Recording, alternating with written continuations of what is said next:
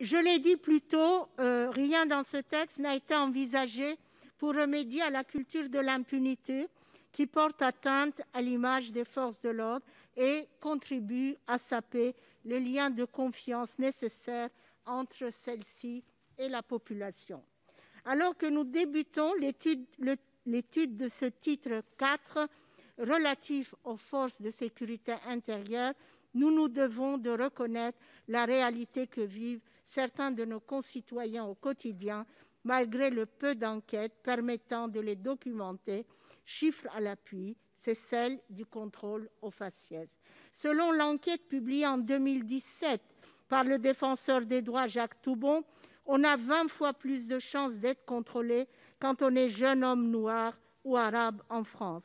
Une autre étude menée par le CNRS en 2009 montrait déjà que sur 500 contrôles policiers observés à plusieurs endroits de Paris, les personnes perçues comme noires ou arabes ont été contrôlées de manière disproportionnée par rapport aux personnes perçues comme blanches. Mon groupe et moi-même, je mets blanche entre guillemets, mon groupe et moi-même regrettons alors que l'amendement que nous souhaitions initialement introduire à cet endroit du texte et qui avait pour objet d'instaurer le récépissé de contrôle d'identité papier afin de lutter contre le délit de faciès et les contrôles d'identité abusifs ait été déclaré irrecevable.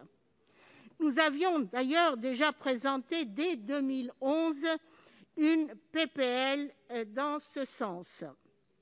Et nous venions d'arriver au Sénat pour la première fois. Ce récépissé aurait été une avancée pour rétablir la confiance entre la police et la population dans son ensemble.